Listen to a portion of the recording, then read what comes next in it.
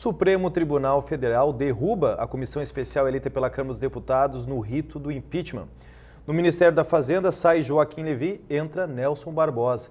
E vereador de Santa Maria é cassado pelos próprios colegas em sessão especial. Quem vai debater essas temáticas são os professores. José Maria Pereira, do curso de Ciências Econômicas. Tudo bem, professor? Olá, Quintana. Tudo bem? Tudo Olá tranquilo? a todos. Professora Larissa Ramalho Pereira. Tudo bem, professora? Tudo bem, boa tarde. Do curso de Serviço Social. E à minha esquerda, professor Lissandro Delanora, do curso de Administração e também diretor da nossa incubadora tecnológica. Olá, Quintana. Tudo bem, professor? Tudo bem. Achávamos nós que neste fim de ano as pautas seriam mais amenas, mas na verdade os bastidores, principalmente pelo que a gente vê pelas pautas hoje, todas ligadas à economia e à política, deram uma acentuada no passo nesse fim de 2015 e começo de 2016. A começar por essa questão do Supremo Tribunal Federal, que derruba aquela comissão especial, que foi numa sessão bastante turbulenta, inclusive com agressões entre colegas da Câmara dos Deputados, e agora proíbe que o voto seja secreto, ou seja, o voto terá que ser aberto, e a comissão será elaborada por pessoas indicadas pelos partidos e não uma espécie de comissão especial que foi feita, que foi escolhida nessa sessão da Câmara dos Deputados. Essa decisão praticamente vem ao encontro do que conversamos na edição anterior do programa Contraponto, isso de certa forma enfraquece o rito do impeachment. Professores? Quem começa? Professor, pela vossa experiência... Olha, eu acho que na verdade o Supremo não fez... Queria não, falar? Eu só ia fazer um elogio ao senhor. O senhor quiser, eu duplei na semana passada, porque o senhor já tinha anunciado que isso ia acontecer, né? Na verdade a gente estava imaginando isso, que perdeu força. Acho que a gente encerrou o programa, inclusive, falando que o impeachment tinha perdido força, né? E a tendência, a não ser que surgisse alguma novidade, era exatamente o próprio Supremo... colocar as coisas no seu devido lugar. E nesse sentido, assim, o que se daria para esperar? Já havia uma jurisprudência a esse respeito, que é o impeachment do Collor, e o Supremo, o que ele fez foi basicamente se guiar. Eu acho que não poderia ser diferente também, porque o Supremo não pode contrariar ele próprio, né? Então, eu acho que isso aí já era esperada, né? Obviamente que frustrou isso aí o Eduardo Cunha e a oposição. Eu acho que de novidade mesmo foi o fato do voto aberto, como o Quintana falou, colocando que eu acho que o Supremo tem que zelar pela democracia mesmo, e colocando que, na verdade, os deputados, né, são nossos representantes, quer dizer, nós delegamos um poder para eles votarem, se posicionarem. Então, o eleitor tem que ficar sabendo como é que votou o seu candidato. Eu acho que essa visão do Supremo foi bastante correta.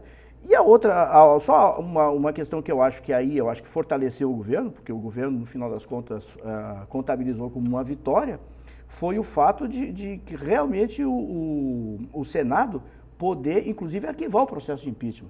Na verdade, invalida todo o poder do Eduardo Cunha. Na verdade, ele foi quase que por água abaixo, porque agora a peça-chave nesse tabuleiro passa a ser o Renan Calheiros, né, que se fortaleceu muito com esse processo do Supremo.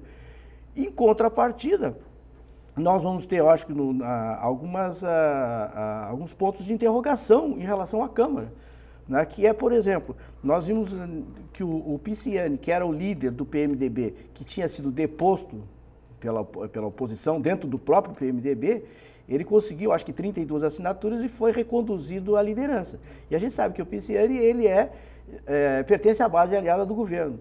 Então, ele vai escolher membros para essa comissão do PMDB contra o impeachment. Só que resta uma pergunta. E será que o plenário vai concordar com isso? E se o plenário não votar nessa comissão indicada pelo líder? Como é que fica? Que é a questão do Eduardo Cunha. Que é a questão do Eduardo Cunha. Então, acho que a gente vai ter ainda algumas turbulências pela frente. Eu acho que sim, eu acho que neste momento o impeachment e o processo como um todo, ele tem um arrefecimento, né? Ele vai ficar um pouco fora do contexto-chave, até porque realmente, né, a Câmara dos Deputados vai entrar em recesso, então nós só vamos ver esse assunto retomado de uma forma mais efetiva só lá, depois de metade de fevereiro, início de março. e até lá é um bom tempo para se mudar muito a perspectiva atual. Nós vamos passar por alguns meses no início do ano extremamente complexos. Nós temos mudanças de tributação, tanto estadual quanto federal, que vão impactar. Hoje já saiu a notícia que a questão da energia elétrica, nós vamos continuar com a tarifa com a bandeira vermelha, ainda não se conseguiu sair desse contexto e realmente nós vamos ter que aguardar novos pontos. Está muito aberto ainda essas questões. Se realmente a comissão que for indicada pelos líderes do partido não for aceita em votação aberta pelos membros, pelos deputados, o que acontece? Quais são os encaminhamentos? Eu acho que aí vai entrar a questão do que o professor falava da questão do Eduardo Cunha, né? Então, o Eduardo Cunha, ele se enfraqueceu até determinado ponto, né? Perdeu o controle que ele tinha até então. Embora isso, eu acho que é mais amedrontador ainda, né? Porque como é que uma pessoa pode ser responsável por uma conjuntura tão enrijecida e tão densa que está o Brasil? E eu vejo que os interesses, novamente, a gente fala isso todo o programa, mas novamente interesses individuais, eles se sobrepõem a interesses, né, coletivos, interesses políticos principalmente, políticos partidários, né? Então o Eduardo Cunha, a gente sabe que ele teve uma aproximação muito forte com o Renan Calheiros, né? Então a gente não sabe até que ponto também isso não fortalece ele em determinado momento, né? Eu acho que fortalece, eu falei do Renan Calheiros, né? E eu acho que tanto isso é verdade, Larissa, colegas, que o próprio Renan Calheiros hoje está se posicionando para liderar o PMDB. Aliás, né? ele vem criticando Porque bastante o Michel Temer. Michel Temer. Como o Michel Temer, quer dizer, hoje tem uma matéria do Jacques Wagner, que também é o ministro, dizendo que quem traiu uma vez, trai 10, né? Se referindo ao Michel Temer. E eu acho que o Michel Temer, realmente, nós não temos uma situação muito, agora, escancarada, né? De oposição. Então, nós temos a vice-presidência fazendo, francamente, oposição à presidência. Né? É isso que dá essa questão de fazer aliança com Deus e acender uma vela para cada santo. E cabe nós lembrarmos aqui que essa semana ou semana passada foi autorizada a quebra do sigilo fiscal, né? Do Renan. Aí e outro que não estava no radar da polícia, né? Aí é que vai haver a questão quer dizer, se puxar a corda para enforcar o Renan vai puxar a corda para enforcar a Dilma. No caso do impeachment. Então, quer dizer, o jogo ainda está... Não foi definido. Está aberto ainda. Mas essa é a questão interessante que o senhor ia colocar, porque esse joguete de ameaças foi feito entre Eduardo Cunha e o governo durante todo o segundo semestre de 2015. Né? Foi o que marcou praticamente as decisões. Ameaça de investigação, abertura do processo no Conselho de Ética contra Eduardo Cunha. De repente, Eduardo Cunha aceita o processo de abertura de impeachment. O que acontece na semana seguinte? A Polícia Federal invade a casa do Eduardo Cunha, tanto no Rio de Janeiro quanto no Distrito Federal, para investigar a questão da corrupção, a Operação Lava Jato. E na mesma semana, o Supremo Tribunal Federal, então, derruba essa comissão que, de certa forma, foi liderada pelo presidente da Câmara dos Deputados. Mas o Renan Calheiros estaria disposto também a fazer essa queda de braço com a presidente Dilma, e aí seria uma ameaça iminente, porque o que parece com essa decisão do Supremo Tribunal Federal, e é até importante a gente explicar para o nosso telespectador em casa, para quem não entendeu ou não acompanha a política de forma rotineira, que nem os nossos professores aqui, que são nossos especialistas, que dia 8 de dezembro, uma sessão especial na Câmara dos Deputados elegeu uma chapa chamada chapa avulsa. Em vez daquilo que está na nossa Constituição, onde cada partido indicaria os representantes para a comissão que iria avaliar o impeachment, foi feita uma chapa avulsa com indicações, com uma votação secreta, onde os participantes não precisaram sequer dizer em quem votar. E isso surgiu uma situação bastante problemática para os partidos de oposição ao governo, ou melhor, para a situação do governo federal. E o PCdoB entrou com recurso no Supremo Tribunal Federal para anular a decisão dessa sessão e foi vencedor neste recurso, uma vez que o Supremo Tribunal Federal proibiu essa chapa avulsa em uma votação secreta e agora obriga que seja uma chapa, sim, indicada por cada partido, indicando os seus representantes para avaliar essa questão da comissão de impeachment. No caso do PMDB, Quintana, foi interessante esclarecer os telespectadores, recordando, porque são tantas idas e vindas, né, que a gente se perde nesse amaranhado, né? E quem não acompanha, então, no dia a dia é pior. Eu acho que a saída agora da oposição, especialmente do PMDB, do PMDB, porque agora a gente tem claramente, né, o PMDB do Michel Temer e o PMDB do Renan Calheiros. Está se configurando isso e o Renan Calheiros querendo ser a liderança nacional e influenciando fortemente o governo. É isso que é visível. Mas então, ou o que a gente vê poderia ser, digamos, o líder do PMDB fazer uma composição para tentar agradar... Mista. Mista, tentar agradar todo mundo, aqueles que são contra o impeachment e a favor do impeachment, o que é difícil de conciliar esses interesses, ou então, provavelmente, o pessoal a oposição costurar novamente uma outra liderança para substituir o atual líder, o Pisciani. De novo, porque o líder é que indica. Me corrijam, mas eu acho que antes de tudo isso acontecer, nós vamos ter um encontro do PMDB, não é? Não é em fevereiro o encontro que tem do partido para decidir os encaminhamentos? Eu não sei. Olha... Eu não estou bem eu certo. sei que não está longe, eu sei que não está longe, sei. mas eu não sei a data. Bom, pode acontecer também. Que daí ali o PMDB quebre com o governo. Seja como for. Costuras, não é? Que a gente está fazendo aqui nessa mesa. Mas eu vejo que tem uma questão bem positiva nesse posicionamento do STF, é que novamente a população vai ter a possibilidade de fazer uma fiscalização e um controle naquelas pessoas que elas indicaram para aquele posto, né? Então, quer dizer, será que o discurso daquela pessoa é condizente com o posicionamento e com o voto que ela vai tomar? Então, acho que é uma forma também da gente ficar atentos, né? Porque daqui a pouco mais as pessoas elas vão se mostrar de fato, ou vão mostrar suas posições nesse processo Agora todo. Tem uma coisa, Laís, o jogo realmente agora é para profissionais, né? Quer dizer, profissionais que eu estou dizendo, eu não estou defendendo.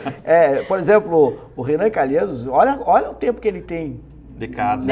Ele já foi, o Renan Calheiros já foi líder do Collor, né? Já foi deposto, reassumiu, quer dizer, e o Eduardo Cunha ninguém conhecia, mas ele já trabalhava no baixo clero, nos bastidores há muito tempo.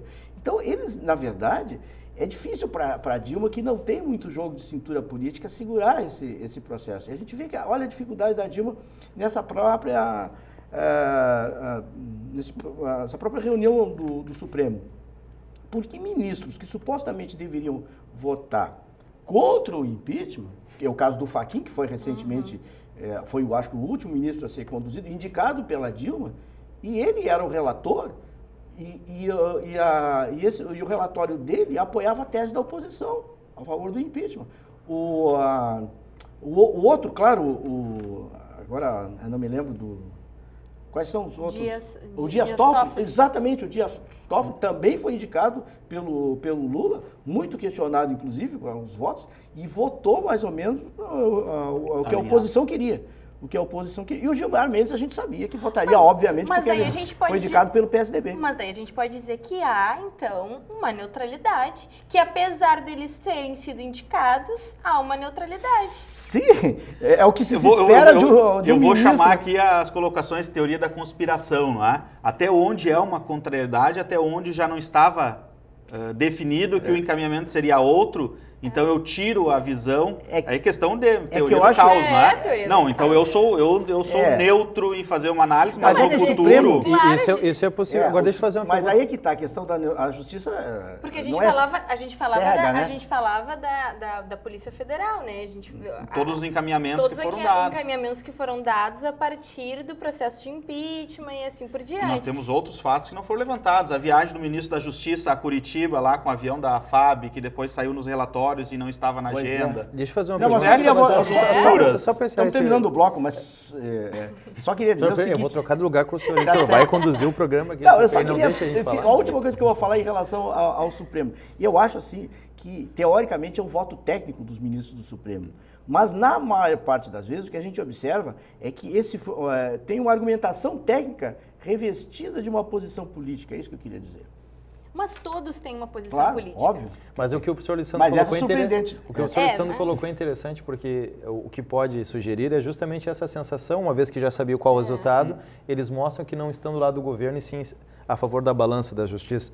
Apenas Pode Então, acontecer. isso que o Quintana falou é importante. Talvez eles já soubessem o resultado, como votariam os não, outros foi o professor ministros. Lissandro que colocou, né? Não, tá. É uma teoria de conspiração, né? Porque a gente começa a pensar em diversas agora tem, informações. mas tem ministros, por exemplo, que eu casualmente peguei, a Globo News estava transmitindo, eu peguei uma parte dos votos, né? Que é uma beleza a gente escutar a erudição dos ministros. A ministra Carmen Lúcia, por exemplo, o de Mello, agora não me lembro. O Celso de Mello. Celso de Mello também, é uma erudição maravilhosa. Só que aqui, por isso que os processos não andam, porque cada voto demora 3 horas, né? Porque eles puxam lá de coisas desde o... Mas o interessante é ver também se esses próprios ministros têm coerência em todas as posições que eles tomam. Bom, o Gilmar Mendes tem esse. Sempre Então. vota contra o governo, sempre. É coerente, pelo menos é coerente. Mas em relação a esse processo do impeachment, e era a minha última provocação, acredito que a gente já está encerrando esse bloco, mas acho que o que precisa ficar claro para a população, o mais importante sobre esse rito do impeachment, é de fato pelo qual crime a presidente está correndo o risco de ser impeachmentado. Fique claro, a gente já conversou aqui sobre as pedaladas fiscais, o que configura isso, porque daqui a pouco a gente vai entrar numa situação que, dependente do próximo presidente da República no Brasil, ele vai correr o risco de ser impeachmentado pela questão se ele não obtiver a maioria do jogo político no Congresso Nacional. Isso é muito preocupante para a nossa democracia, porque a população muitas vezes nem acompanha o que é votado diariamente, quais são as pautas, o que envolve essas temáticas, mas daqui a pouco o presidente não comete um crime que seja suficiente, e não estou eu aqui defendendo a presidente Dilma, estou colocando uma suposição, mas se não tiver a maioria ou no Senado ou na Câmara, é possível... É uma Por isso que questão... eu acho que... Pode falar, Não, professor. primeiras damas. Por isso que eu acho que é importante a questão técnica, né? Se realmente tem coerência... E isso tem que ficar claro. Isso tem que ficar claro. E eu acho que talvez o processo de impeachment possa clarear isso para a população. Eu acho que estava... Do meu ponto de vista, eu acho que isso demonstra, por exemplo, que o parlamentarismo é um sistema político mais moderno que o presidencialismo. E só demonstra isso, né? Porque no parlamentarismo não existe impeachment, entendeu? Quer dizer, se há o gabinete, cai todo o gabinete, má gestão, que é o caso aqui da Dilma, o governo o primeiro-ministro seria substituído e toca para frente, entendeu? Eu acho que o parlamentarismo é muito... Infelizmente, o povo não... E daí a gente não pagaria a conta, né? Claro. Claro, porque daí Os países- a gente Que é o que está acontecendo, está infelizmente. sofrendo e a gente está vendo que 2016 vai ser muito pior. Se pegar os países E esse é o gancho para o desenvolvidos... próximo bloco, inclusive, né? Se A pegar, questão econômica. se pegar os países desenvolvidos, exceto os Estados Unidos, a maioria deles são parlamentaristas. Isso não é Na por Europa, acaso. pelo menos, Alemanha, Inglaterra. Bom, a gente vai para um breve Canadá intervalo. também, né? É verdade. A gente vai para um breve intervalo, mas em seguida a gente vai continuar falando dessa questão política e econômica, porque vamos abordar a substituição, a troca de ministros da Fazenda, sai Joaquim Levy, entra Nelson Barbosa. Já voltamos.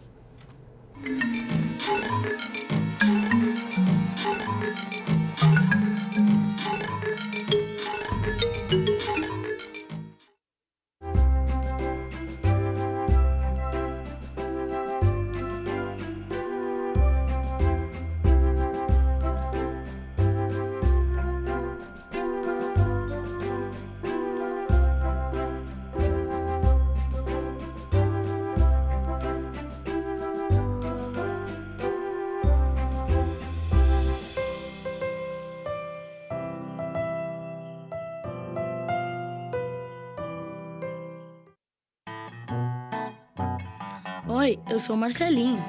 Eu tenho algo para contar a você. O meu amigo é um leão, mas as pessoas duvidam disso. Já tentei convencer a todos, mas eles não acreditam. Será que eles não conhecem o São Brás? Se eles conhecessem, poderiam fazer novos amigos também, assim como eu. Faça a sua parte, adote um amigo.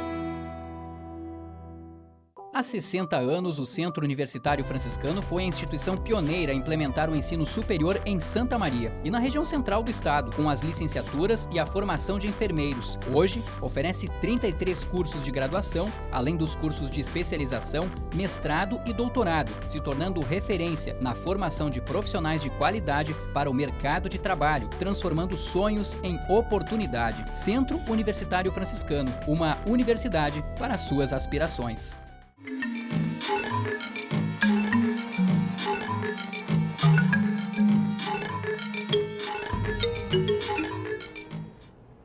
De volta com o programa Contraponto, ainda falando de política, mas principalmente na questão econômica. E se é economia, eu vou abrir a palavra, é lógico, primeiramente para o nosso professor especialista na área, professor José Maria Pereira. Depois de muitas ameaças, depois de muitas suspeitas, suposições, Joaquim Levy, de fato, abandona o posto de ministro da Fazenda e assume Nelson Barbosa, que para muitos significa a continuidade da indicação de Luiz Inácio Lula da Silva no governo de Dilma Rousseff. Aliás, é uma das coisas para quem acompanha nosso programa, mas para quem não acompanha, o professor José Maria Pereira, de forma, digamos assim, rotineiramente brinca que o presidente Lula ainda é o presidente, por isso ele não usa a expressão ex-presidente, porque ele tem grande influência nos bastidores da política. E essa troca de ministros, professor José Maria Pereira? Olha, eu acho que o governo perdeu o contraponto, né? Vou fazer uma comparação com o nosso programa, né? Porque o contraponto, no caso, era o Joaquim Levy, em relação a toda a equipe econômica do governo e os ministros eu não vou falar, mas pelo menos a totalidade, mas os mais próximos da presidente Dilma. Porque o Joaquim Levy, a gente discutia aqui, é um homem de mercado, né? Quer dizer, o tipo de política dele era ajustar as contas públicas, era essa a ideia. Era um superávit primário, e nós discutimos aqui no último programa isso, né? Quer dizer, ele conseguiu a muito custo que o governo encaminhasse um orçamento com superávit primário de 0,7 do PIB. Bom, aí quando chega esse orçamento no Congresso, para 2016, né? Esse orçamento, pelo relator, é modificado. E a modificação principal foi exatamente cortar 10 bilhões de reais do Bolsa Família. Né? O Bolsa Família está na casa de 30 bilhões de reais, cortaria 10 bilhões de reais. Cortaria um terço, né? Quer dizer, é realmente um absurdo, porque os que mais precisam é que seriam prejudicados. Mas aí o que o governo faz? O governo, enfraquecido no Congresso, né? E querendo apoio contra o impeachment, ele não quer mexer nas emendas dos parlamentares. Então o que ele faz? Ele vai lá e corta o superávit primário. Aí, na verdade, ele desautorizou, a Dilma desautorizou totalmente o Joaquim Levy. Então acho que o governo ficou sem contraponto. Numa primeira reação que a gente percebeu, o dólar passou da casa de R$4, né? As expectativas do mercado foram as piores possíveis, as agências de risco diminuíram a nota do Brasil. Então, quer dizer, a troca, a primeira impressão é que não foi boa. Né? E a gente sabe que a grande oposição, por que o Joaquim Levy saiu, né, basicamente? Por causa da base do PT, porque o PT enxerga tentar se perpetuar no poder. E um ajuste, esse tipo de política prevista para 2016, de corte de gastos, etc., é um tipo de política recessiva que certamente não traria a recuperação do crescimento. Né? Mas, quer dizer, eu acho que tem outras consequências muito graves se o governo não ajustar o próprio crescimento do endividamento, etc. E tal. Então, eu acho que, num primeiro momento, a impressão que fica é essa. Houve perda do contraponto, né, do governo. Essa perda do contraponto significa perda de credibilidade. Né? Então, os indicadores econômicos assim, de mais curto prazo, eu acho que todos eles ficam prejudicados agora. Tem que olhar, vamos ver como é que vai ser mais à frente. Né? E essa questão do presidente Lula, porque o Nelson Barbosa, desde o início do ano, já era... Eu acho que é um problema sério do caso do Nelson Barbosa. O Nelson Barbosa, ele pensa como a Dilma. Na verdade, ele pensa como todo o PT, a visão do PT, que é a questão de gastar. É uma visão, sobretudo, keynesiana. Isso é preocupante. Mas a ideia, o que o PT pensa nesse momento? O próprio líder do governo falou isso. Mas o PT pensa em ganhar a eleição. E ganhar a eleição, o que tem? Com essas taxas muito baixas de crescimento, o desemprego vai aumentar. Então, eles não querem que o desemprego aumente. Então, o governo vai ter que tentar gastar de alguma maneira. Então, a visão do Nelson Barbosa é uma visão mais próxima do PT, o que o PT sempre fez, né? Mas é que o gasto agora passou do limite. Mas, professor, essa questão de gasto, o que a gente entende por gasto, né? Gasto pode ser investimento, né? Gasto pode ser investimento. Aí que tá, é uma questão importante que a gente sabe que investimento, na verdade, para a economia girar, a gente precisa investir. E se a gente não investir, ela vai estagnar. Mas eu diria e daí ela tende a cair, né? O grande problema é aonde vai ser investido. Eu acho que o problema além de ser aonde vai ser investido, da onde vai sair esse dinheiro. Mas aí que tá. Vai sair da CPMF, que infelizmente vai voltar, se tudo continuar do ritmo que está. Mas a vai CPMF a gente sabe que ela não vai dar conta. Mas eu acho que a escolha do Nelson, eu acho que a visão, eu acho que tem que jogar uma a atual situação política sempre foi, né? Jogar uma no cravo e outra na ferradura, seria mais ou menos isso aí. Quer dizer, tem que ter alguém, mais ou menos, no mercado, que a gente vive numa economia de mercado capitalista, não adianta. As cartas são dadas desse jeito. Então, quer dizer, tem que ter alguém que legitime o governo perante o mercado. Quer dizer, esse afastamento do mercado, e é por isso que o Joaquim Levy foi, num determinado momento, útil para o governo. Né? E conseguiu aprovar algumas coisas importantes, algumas pautas importantes. Agora, o que eu acho que fica com a questão do Nelson Barbosa? Nelson Barbosa não tem o aval do mercado, quer dizer, ele é um técnico, provavelmente militante político, ele era, na verdade, o número 2 do Ministério da Fazenda quando o Guido Mantega era o ministro da Fazenda. Né? Então, na verdade, ele inclusive foi o responsável pelas pedaladas fiscais. E se essas pedaladas, se for processado, o que pode acontecer? Como é que vai ficar um ministro que é processado pelo Tribunal de Contas? Ele, inclusive, não vai poder exercer cargos públicos durante um determinado período, que eu acho que é até 8 anos. Então, quer dizer, eu acho que o governo, na verdade... Errou o passo. Devia ter alguém... Mas ele já sentiu dificuldade. Porque não conseguiu. O próprio governo, quando escolheu o Levy, já sentiu dificuldade de encontrar um outro nome, né? Não achou outro nome. Então, assim, talvez, quando a gente fala, muitas vezes a própria presidente acolhe as sugestões para tentar agradar gregos e troianos, talvez agora ela busque alguém da sua base aliada, né? Ou que pense como ela, ou que siga a mesma orientação que ela, para tentar ajustar minimamente. Agora, se isso vai dar certo, a gente não sabe. A gente apostou no Levy e a gente viu que algumas coisas ele conseguiu, mas na maioria das vezes, por ter esse embate tão forte com o governo e não pensar da mesma forma, não conseguiu aprovar a maioria das coisas. Mas o difícil é o discurso, quer dizer, o Nelson Barbosa, ele faz o mesmo discurso do Levy, ele diz que vai fazer as mesmas coisas. Os mesmos encaminhamentos. Só que agora, o pessoal não acredita, entendeu? Se alguém que pensa desse jeito, se alguém que pensa desse jeito não conseguiu fazer, ou não teve poder de fazer, alguém que não concorda com isso, vai fazer algo que não concorda, quer dizer, fica difícil convencer o discurso e a prática é difícil. Nessa questão da troca, né, dos ministros da Fazenda, eu acho que a grande preocupação é que se busca muito uma solução mágica. Não é? Então, que o novo ministro ele vai tirar um coelhinho da cartola e vai resolver os problemas. Aí nós temos lá o líder do governo que diz que nós precisamos ter mais Estado e menos mercado. Então são cenários complexos, porque nós sabemos que quando nós temos mais Estado, o Estado gasta mais. E aí é gastar mesmo. Né? É investir em creches que não são construídas por N problemas, porque não se consegue investir o dinheiro. É esse tipo de gasto que vai ser feito em uma infraestrutura básica, muitas vezes, que não é a demanda principal. Por quê? Porque as emendas parlamentares, aquelas que não foram cortadas, aquelas que são destinadas pelos parlamentares, elas não atendem o contexto geral. Elas são específicas. É uma ponte que liga nada a lugar algum, muitas vezes. E aí nós vamos cair num momento que o governo ele tem que fazer o mercado andar, tem que retomar o crescimento. Vai gastar. Não tem o aceite do mercado, porque as empresas estão segurando todos os investimentos. E como que o governo vai conseguir continuar gastando cada vez mais se a economia não gera recursos financeiros suficientes para cobrir o mínimo que o Estado tem que cobrir hoje? Eu acho que a lição que deve ser tirada desse episódio é que o governo não se convenceu ainda da gravidade da situação das contas públicas.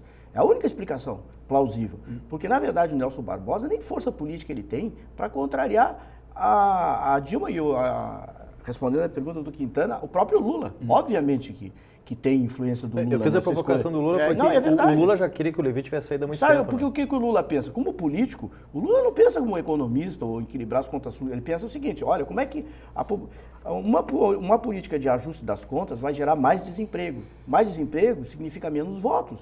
Então nós temos que mudar essa política. A que custo? Não sei, lá na frente a gente vê como é que fica. Ou a coisa está tão ruim que ou o senhor disse, o governo talvez ele não tenha se convencido ainda da atual situação do Brasil. Ou ele sabe que a meta é ficar no poder, né? É diferente o Entendeu? foco. Não é questão de resolver o problema Os meios fiscal. justificam Por os isso fins. que a gente, ninguém vai tirar um coelho da cartola mesmo. Ninguém, Não porque existe. eles não querem isso, eles não querem resolver o problema. Eles querem, talvez, né, não vou fazer essa afirmativa tão drástica assim, mas talvez a tendência seja essa, a gente colocar panos quentes até para as próximas eleições. Só que a gente está recém no primeiro ano deste governo. Mas tem as eleições, mas gente que tem, Larissa, tem as eleições Eleições agora, as eleições municipais. base. Então, por isso a urgência desse processo. Então, o que o governo vai usar, nós vamos ver nas campanhas políticas, na televisão, etc., eles vão usar o seguinte: olha, o governo não quis sacrificar os menos favorecidos e tal, e por isso manteve o Bolsa Família acima de todas as dificuldades. Quer dizer, vai ver esse discurso populista. Mas mesmo assim, mas ele vai ser esse incipiente. Mas só que eu acho que chama atenção. Eu brinco que eu faço parte da população que precisa entender a questão do grau dos especialistas, porque o que eu acho que não fica claro para a população quando a gente fala em números, essa questão de planejamentos e formas de governar, porque há pouco mais de um ano, outubro de 2014, época de eleição, debates eleitorais, se vendia uma outra imagem do Brasil. E o governo se manteve. E o que aconteceu com o Brasil nesse um ano? O Brasil caiu, o poder de compra do brasileiro, o que o salário podia comprar um ano atrás, O hoje que o Bolsa Família poderia dar hoje de não qualidade se de pode vida. comprar metade do que se comprava um ano. E o governo tinha essa noção e escondeu essa realidade do brasileiro. E agora, um ano depois, fica esse bate-boca, essa questão política, mas não tem uma clareza o sobre próprio Bolsa Família, na verdade, ele já vem desgastado, porque na medida que a inflação aumenta, o poder de compra da classe de baixa renda diminui. Né? O que o governo vai continuar fazendo, e vai usar o Nelson Barbosa, é essas pedaladas, né? Fazer, por exemplo, transformar, por exemplo, o governo faz a previsão que vai aprovar CPMF, que vai aumentar a arrecadação, que a economia vai crescer, etc. e tal. Se não crescer, que provavelmente não vai crescer, o que faz? Aí faz um ajuste nas contas públicas, né, de tal maneira que o que era considerado gasto passa a ser investimento. Entendeu? E aí atinge o 0,5%. Troca o nome Na verdade, esse 0,5% passa a ser zero. Né? Porque esse 0,5% do PIB vai ser o investimento. Se a receita se recuperar, o governo não mexe. Se a receita não se recuperar, ele faz uma pedalada e muda um conceito contábil. Isso já está previsto. E por que o governo não quer? O que o governo não quer é não atingir a meta. Eu acho que essa obsessão por não atingir a meta, não atingiu a meta, explica por que não atingiu a meta. Agora, o que deveria, meu ponto de vista como economista, é o seguinte: mantém o 0,7 do superávit primário, o mercado se convence que o governo está trabalhando nessa direção, e se não for possível, justifica lá na frente, entendeu? Mas não sofre por antecipação, que eu acho que é isso que está sendo feito. Mas sabe uma coisa que eu acho que é bem interessante, assim, que o Quintana falava do poder aquisitivo, né, que em outubro de 2014, os debates amplos para a presidência do Brasil, não se apresentou esse panorama econômico, né, político e econômico que se instaurou no decorrer de 2015. Mas eu acredito que uma gestão, ela é uma gestão compartilhada. Ela não é feita apenas por um partido, ou apenas por uma presidente, ou apenas por um sujeito. Ela é uma gestão compartilhada, quer dizer, se as contas estavam tão ruins assim, como que isso não foi pautado pelos demais agentes, né, e discutido e levantado antes? Por que isso não foi? Porque talvez também não fosse interesse. É porque não aparecia os números. Mas não apareciam os números. Mas, exatamente. professor, a gente concorda, eu acho que até um determinado ponto que, ok, as pessoas podem maquiar os números, mas mesmo assim não se maquia a tal ponto de dizer que tu é um sujeito alheio e que tu não sabe que a situação do Brasil é uma situação drástica. Nós tínhamos interesses obscuros e vamos lembrar bem, durante o ano de 2014 nós tivemos o crescimento das operações da Polícia Federal, né? Entre elas a Lava Jato, os Zelotes, e elas foram caminhando durante aquele ano e no final do ano surgiram fatos extremamente preocupantes. E a partir daí é que os números começaram a surgir, porque os números estavam escondidos atrás de uma fumaça. Eu acho que a questão da gestão é tão ruim que o governo praticamente quebrou a Petrobras, uma empresa que é da década de 50, início dos anos 50, a maior empresa da América Latina. Como é que se chegou numa situação dessa? Tem que se esforçar muito. Muito. Exatamente. E como infelizmente, é que eu digo que há muita os demais incompetência. eu vou ter que não viram? concordar. Infelizmente, hoje Claro. a Petrobras é uma empresa falida. As- tem outro encaminhamento. se a Agora eu gente- vou me redimir com o professor Pereira, porque eu vou concordar com ele, porque parece muito mais uma questão eleitoreira, porque se a gente, vamos pegar um contraponto governo estadual e governo federal. Qual é a realidade do nosso governo estadual? Ele assumiu, ele era oposição ao governo PT, assumiu o PMDB do Sartori. O que ele faz? Ele faz uma espécie de prestação de contas para a população e diz, ó, isso foi o que o Tarso me deixou. Foi o que, aliás, o 2015 foi o que o Sartori fez o ano inteiro. Foi parcelar o salário dos funcionários e dizer o que o governo anterior deixou. No caso da Dilma, ela não pode fazer isso. Porque ela Porque ela era a atual Essa não é uma gestora. solução. Então, só que simplesmente Mas acontece. ela presta contas. Só que a realidade mudou demais em um ano, em Mas apenas sem 360 dúvida, dias. não, Né? eu não tô dizendo que o governo está certo ou que ele agiu de forma correta, não é isso. Mas o que me preocupa é pensar que apenas um partido possui tal poder e tantas informações que os demais parece que estavam na Alice no País das Maravilhas, né? Olha, eu Aí tenho... que entra a eu questão tenho dos Aí- aliados. É os aí a aliados. gente Surge a vai- crise é quem abandona o barco e Aí quem que sai. tá, e daí a gente vai novamente entrar na questão de que os interesses são político-partidários, né, e não interesses coletivos. Então, quer Infelizmente dizer, é isso hoje. tanto para um lado quanto para o outro, sempre vai ser uma questão eleitoreira. Infelizmente, acho que o que aconteceu na Câmara dos Deputados esse ano e também no Senado, parece que ficou muito evidente isso. Se tinha uma ilusão... É claro isso hoje, né? É mais o interesse de grupos, as bancadas lá do gado, as bancadas do agronegócio. É isso que perdura no nosso sistema político hoje.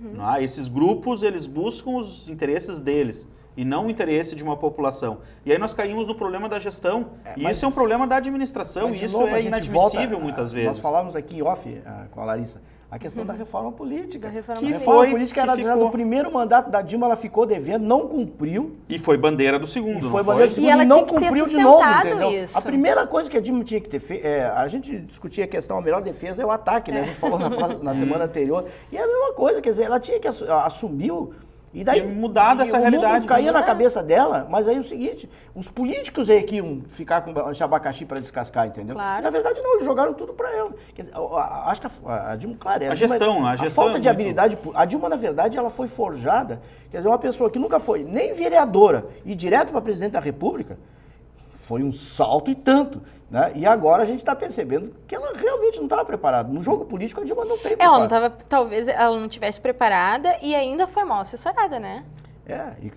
Escolheu as pessoas erradas para estarem ao seu Na lado. verdade a Dilma Ou foi escolheram inventada pra pelo ela. Lula, né? Ou escolheram para ela. Ou escolheram para ela, bom, mas daí o criador, né? Como é que o senhor fala do criador e da criatura? Pois é, agora eu não sei como é que vai ser, né? Mas a gente vai ter Infelizmente, que... nós vamos ter que viver 2016 para sentir o que vai acontecer. A gente já está com o tempo estourando, mas a sensação que tem, além do Lula ter uma grande influência ainda na questão do governo federal, às vezes parece que ele joga contra a presidente Dilma, professor Pereira. E isso é uma situação assim, isso eu não consigo entender.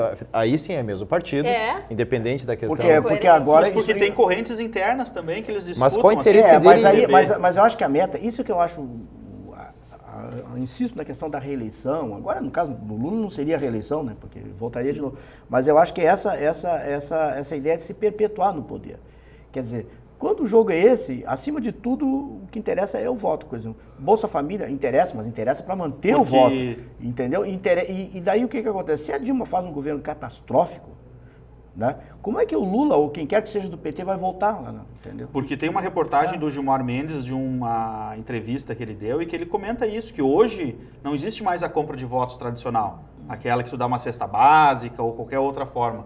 Hoje, os políticos, para se estabelecer no poder, e o texto dele leva a esse entendimento, utilizam-se de projetos sociais, muitas vezes, ou programas de governo, entre eles Bolsa Família, o seguro defeso para os pescadores e assim por diante, que infelizmente no final de 2014 nós tivemos grandes volumes. Não é? o custo E isso pra ele se diz que eleger é isso é uma altíssimo, né? preocupação muito grande, porque hoje nós não temos mais uma segurança jurídica a respeito disso, na questão eleitoral, porque se criaram novos mecanismos. E por isso que a gente vê que as coisas não dão certo, porque elas realmente não atendem ao que a população precisa. Pergunta quanto custou a reeleição, porque o Eduardo Cunha, a gente que não sabia que ele estava lá, né? Há muito tempo que ele está na Câmara. Parece que ele surgiu assim, né? Parece que surgiu. Quanto custou a reeleição do Eduardo Cunha? Muito mais do que ele vai ganhar, provavelmente, durante todo o mandato dele. Mas aí o que interessa? Interessa as emendas, isso daqui. Ele só as medidas provisórias que estão no radar agora. Ele colocar uma cláusula lá no contrato, permitindo um navio sonda, o aluguel de um navio sonda lá na Petrobras, ele já ganhou 1,5 milhão naquele dia. E aí todo dia aparece um desses. Agora, né? sabe o que irrita? Independente dessa questão, cada um tem seu partido político, a gente tem que respeitar isso. Agora, o ex-presidente Lula vir a público e dizer que agora o povo não vai mais poder comer carne, depois de tudo, quem é o atual governo? O que aconteceu com a economia brasileira no último ano? Ele vem dizer que a oposição quer prejudicar a economia do brasileiro e agora o povo brasileiro não pode comer carne. É um pouquinho complicado. Eu vou me abster de é um pouco complicado, mas assim, causa uma certa indignação. Eu, como jornalista, nem deveria estar fazendo isso, mas causa uma certa indignação. E neste momento, vir com esse tipo de comentário, né, E é presidente? lamentável, né? Com certeza. Mas a gente tem que seguir o nosso programa. No próximo bloco a gente vai falar de uma situação local e segue a questão do PMDB, viu, professor Pereira? Mas aí o PMDB local. Daqui. Um vereador de Santa Maria, João Carlos Maciel, foi cassado pelos colegas, aliás, um resultado inédito para a história da política de Santa Mariense, um vereador ser cassado pelos próprios colegas. A gente debate isso no próximo bloco. Já voltamos.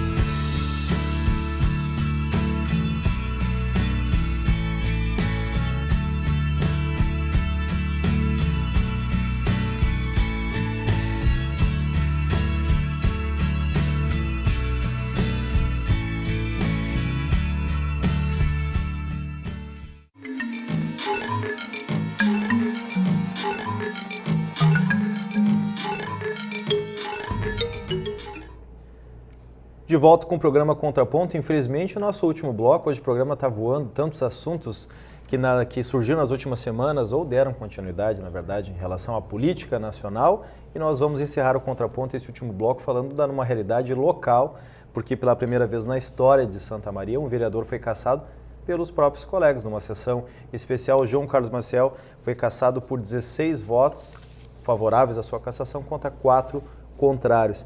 E, logicamente, o advogado de João Carlos Maciel já afirmou que ele vai recorrer dessa decisão, mas neste primeiro momento, ou melhor, em segunda instância, João Carlos Maciel está cassado do mandato, que duraria até o próximo ano, né? E se com essa decisão em segunda instância, João Carlos Maciel não pode concorrer ao pleito de 2018.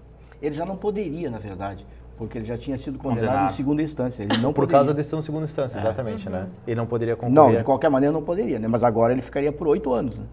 Confirmada essa decisão por 8 anos. Sim. Surpreende essa decisão, afinal, o João Carlos Maciel é vereador desde 2005, foi eleito na eleição de 2004, mas desde 2005 convivendo com a maioria do plenário, aquela questão daquelas sessões onde muitas vezes as pessoas nem acompanham, o vereador faz um discurso de 10, pede tempo do colega, fala 20 minutos, ou seja, o convívio diário de gabinete.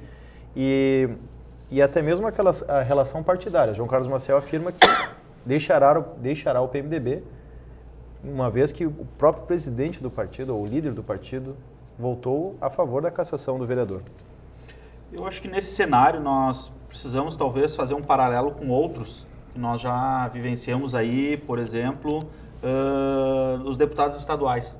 Nós tivemos lá todo um processo de cassação, e agora nós temos outro que está em vias, que é do Jardel, pelo mesmo motivo, a princípio, a divisão do salário dos seus assessores. Lá ainda nós temos a questão do assessor fantasma e outras situações. O que estranha é que se percebe que isso é uma prática rotineira e comum, parece, nesse ambiente. E as pessoas se surpreendem muitas vezes quando isso aparece. Claro que aqui, e me surpreendeu, na verdade, eu acompanhei um pouco o processo em si, me surpreendeu o volume de votos para a cassação, principalmente votos do próprio partido. Indiferente disso, de nós estarmos avaliando se era correto ou não, nós temos toda uma conjuntura política. E sabe-se que hoje um vereador, um deputado estadual, ele não faz a maioria dos seus atos individual. Ele faz eles amparado por um direcionamento do próprio partido.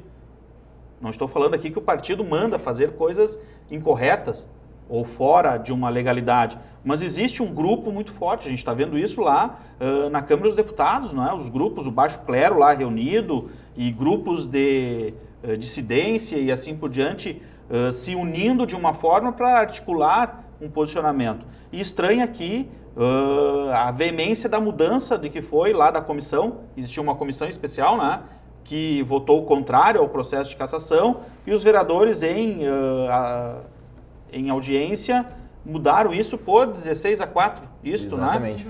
Se eu fosse o apresentador, eu ia fazer assim. E eles estão certos ou estão errados? O que o senhor acha? Se eu fosse, coisa pergunta? Que eu não sou, não, se eu fosse. Sim, eu acho, enrolou, mas ele não disse se ele é contra ou a favor. Eu não esperava uma situação diferente. Foi a favor, então? A favor, eu não esperava, certo? O que me estranhou foi a forma como aconteceu, de uma forma muito fácil. O processo foi muito fácil. Foi 16 votos e acabou. 2 a mais do que o necessário. O embate ele foi muito frágil, vamos dizer assim, que não era o esperado. Eu esperava uma disputa ferrenha, mas não foi. Foi um processo, talvez, que a gente nem viu passar. Foi tão rápido assim, e isso me estranhou. Mas, infelizmente, por aquelas informações que nós temos, e aí nós temos que sempre nos balizar, o professor Macari sempre coloca isso, até onde nós temos informações a respeito do que realmente ocorreu. Até onde nós recebemos informações, através da mídia, através do que está escrito, do processo da justiça, que já foi julgado em segunda instância, foi comprovado que aconteceu tudo aquilo. Se foi comprovado, eu vejo que é positivo, quer dizer que Santa Maria está um passo à frente, Se foi comprovado que houve ilegalidade, que houve desvio, que houve passos errados, então que Santa Maria quer dizer que está um passo à frente, que a gente realmente pode confiar naquelas pessoas nas quais nós elegemos para nos representar, Como ainda cabe recurso, ainda não foi a última instância, Não foi a última instância, mas até então... É por isso que eu prefiro, na questão da opinião, até eu acho que o professor Pereira gostou da provocação no primeiro bloco, eu gosto de mandar... Ele está tentando ter trocado o Roberto, viu? Eu percebi isso agora. É assim que começa os joguetes políticos. Ele quer o apoio, daqui a pouco vai querer o apoio de vocês, de tanto falar, a gente acaba aprendendo. Mas eu estava, quer dizer... Claro que é um assunto local aqui, fazer o contraponto, Professor, só uma informação, só para deixar claro, essa questão dessa irregularidade, do qual o João Carlos Maciel é suspeito de ter parte do salário de 3 assessores em relação ao mandato de 2009. Para deixar claro que não se refere a esse mandato atual e sim o mandato de 2009. Mas acho que tem a questão do processo também dos medicamentos, da distribuição dos medicamentos. Exato, mas nesse caso, ele está respondendo, no caso dessa cassação, por essa questão dos assessores. E ele responde também, ele é investigado por essa questão dos medicamentos. Prazo de validade vencida. Medicamentos que foram apreendidos. E na verdade ele não poderia fazer isso, porque não tem autorização. Não, eu fiz essa provocação porque alguém tem que fazer o contraponto aqui, E a Larissa terminou dizendo assim, agora nós podemos confiar, então, nos nossos representantes, né? Eu perguntei, então quer dizer que a gente pode confiar nos nossos representantes, eu né? diria assim, pero não mucho, né? Eu acho assim, quer dizer, isso foi o que o Maciel falou um pouco, né? Quer dizer, não falou, deu a entender na sua a indignação em relação ao próprio partido dele, o PMDB, né? Diz, olha, o que acontece a nível nacional acontece aqui também, né? Então, é isso, quer dizer, o PMDB é um partido que dificilmente conseguiria unir os próprios vereadores, os próprios colegas, dado que ele não tem uma linha ideológica definida, né? A não ser essa sempre permanecer perto do poder, de preferência no poder, né? Então, mas eu acho que, do meu ponto de vista, houve um pouco de demagogia também aqui em Santa Maria, né? Não vou usar palavras, né, mas quase que eu acho que é uma questão assim, quer dizer, isso que ocorreu, por exemplo, sabendo-se que ele não poderia se recandidatar, né? Sabendo que tem um ano, mais ou menos, né? E sabendo que o que está sendo discutido é algo que a gente sabe que é quase que regra e não exceção, essa questão dos vereadores, e talvez, olhando de um certo ângulo, poderia eventualmente haver atenuantes, né? Que não se sabe, quer dizer, a gente não conhece o processo que levou à cassação, mas a gente tem que a comissão, por exemplo, teve uma posição de não cassação. E a comissão, supostamente, tem mais elementos do que chegou ao nosso conhecimento. Eu quero dizer o seguinte, claro que é desonesto pegar parte do salário dos seus assessores, mas eu vi um depoimento de um ex-assessor dele, um assessor dele, que dizia o seguinte, não, que ele pegava parte do salário para comprar, por exemplo, alimentos e não sei o que, e distribuir para a população carente. Eu não sei, não é que seja menos grave isso, né? Mas estou dizendo.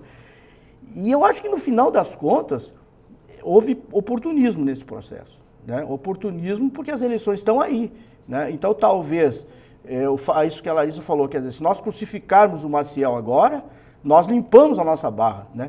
Tudo aquilo que a população não tem dúvidas a nosso respeito, deixa de ter. E agora nós vamos nos candidatar à reeleição de novo. Eu acho isso daí, além de falta de coleguismo e outras coisas, eu acho que o oportunismo é uma palavra que eu acho que... Descreve bem o processo. Eu falo isso... Você está liberado para ter a sua opinião, professor. Eu falo isso como a minha opinião pessoal. Eu, como eleitor, eu vejo isso como uma posição oportunista, né? Então a gente não pode confiar nos nossos... Eu ainda acho que não por esse gesto. Mas fazendo um contraponto para uma outra linha com a professora Larissa, de fato, se ele cometeu esse crime e se isso ocorreu, a cassação é justa e isso tem que ocorrer com todos, independente de partidos, independente se são da situação, oposição, se possuem uma maioria. Assim deveria ser em todas as instâncias, Câmara inclusive, lá de cima para baixo, né? Começarmos lá de cima, mas quem sabe dando exemplo aqui embaixo as coisas mudem. Mas eu penso que a questão da honestidade, ela não pode ser, deveria ser uma coisa inserida no nosso cotidiano, inserida na forma do processo político. Tanto falha o nosso sistema e algumas representações que nós temos, que isso se torna mérito para, inclusive, se tornar um candidato de referência. O fulano é honesto. É do mesmo partido e voltou pela cassação. A gente poderia fazer uma provocação pensando, nós estamos encerrando um mandato dessa atual Câmara de Vereadores de Santa Maria e qual o projeto que ficou como revolução, o projeto de inovação para Santa Maria, um projeto que realmente veio a levantar a autoestima de Santa Maria, ou que veio fazer a diferença, pelo menos nós que acompanhamos do dia a dia o noticiário, não tem nada que tenha revolucionado. Eu digo positivamente, negativamente a gente até teria algumas coisas a debater. Eu estou falando como eleitor, né? Mas eu vi alguém, acho que um jornal, não sei se o Diário, a Razão, fez um levantamento dos projetos dos nossos vereadores. A maior parte dos projetos é nome de rua. Eu ia dizer, o que tem de rua emplacado agora, a gente avançou bastante. Já avançou. Os Correios agradecem, né? Porque para entregar as encomendas. Entretanto, só quem anda só quem vai a pé, né? E homenagens, né? Homenagens. Aí quando pega a TV Câmara é fácil, estão falando que pega a TV Câmara, a gente vê homenagem aqui, homenagem ali, mas realmente projetos, né, para a cidade, significativos, se tu me perguntar agora, eu não me lembro de nenhum. Se eu não me lembro, porque provavelmente não tem tanta importância Efetividade assim, no que processo. tenha marcado nesses 4 anos, né? eu acho isso. E tem vereadores que, diga-se de passagem, de novo a reeleição, eu acho que eu sou contra a reeleição, enquanto se perpetuam no poder. E continua. O próprio Maciel mesmo estava, acho, quase 12 anos, eu acho aí, né? E desde a eleição de 2004. E aí também, coisas que eu acho que não são justas, né? Por exemplo, o caso do Maciel tem um programa de rádio, né? Diariamente, né? Isso daí, por exemplo, vai dar uma projeção para ele. Claro, no caso dele, não vai poder se candidatar, mas se pudesse, ele sairia com uma vantagem enorme em relação a alguém que não é conhecido, por exemplo. Em relação ao senhor, o que o senhor acha, professor? O que é? Não, com a audiência do nosso programa aqui, eu acho que... Brincadeira. Bom, mas eu vejo isso, de fato, assim, e por isso que a gente falava tanto em apostar em caras novas, né? Talvez pessoas novas que venham com esse vigor, mas que também venham com um pouco dessa indignação que a população tá, que a gente precisa de pessoas que realmente elas sejam honestas, sejam transparentes, né? Que realmente não pese tanto a questão político-partidária, mas o que deve ser feito porque é o correto a ser. Sabe um caminho interessante que está sendo tomado por algumas câmaras de vereadores, a partir de pressão da população, em cidades menores, é reduzir o salário dos vereadores. É verdade. Eu acho que isso é muito interessante, o vereador receber 2 salários mínimos, por exemplo, ou 3 salários, coisas... Tem um indexador, aí né? nós vamos ver quem realmente trabalha pela cidade ou por interesse próprio. Eu acho muito interessante essa redução do salário dos vereadores. Eu acho que se encaminha nessa direção, né? E Santa Maria é uma cidade que ela carece de projetos efetivos, né? A gente vê, assim, que há a população, ela realmente está... desgostosa com os rumos, assim, da cidade, né? Não vem novas atrações, novas propostas, por exemplo, até a questão do campo de trabalho, né? Do mercado de trabalho.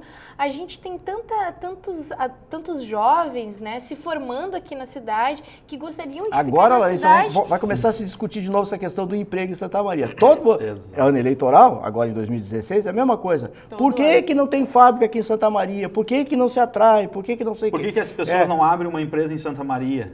Muito difícil.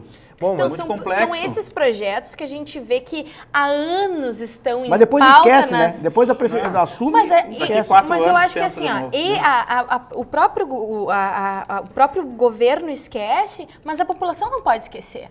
infelizmente né? o nosso tempo está esgotando, mas acho que os professores vão concordar com esse encerramento e a gente alertar a nossa população, fica atenta em 2016, que não basta o candidato falar em vamos melhorar a saúde, a educação e dar emprego ou gerar emprego. É importante nos mostrar qual é o projeto efetivamente, porque esse discurso a gente já escuta há muitos anos. E na prática, o que se tem? Acompanhe o que o seu candidato tem feito e acompanhe também quais serão as propostas principalmente aqueles efetivas. candidatos à reeleição. A reeleição. E quais serão as propostas efetivas, porque esse discurso, educação, segurança, saúde e emprego, a gente ouve a cada 2 anos entre eleições municipais, estaduais e federais e efetivamente a gente não vê melhorias na prática na nossa sociedade. Bom, professores, eu queria muito agradecer a presença de vocês. Nosso programa Contraponto volta, então, inédito em 2016. Um bom fim de ano a todos que nos acompanham. Feliz Natal para quem nos assistiu posteriormente. Um bom começo de 2016. Professores, muito obrigado mais uma vez pela parceria em 2015 e continuemos em 2016. Um grande ano a todos. Tá certo. Até mais.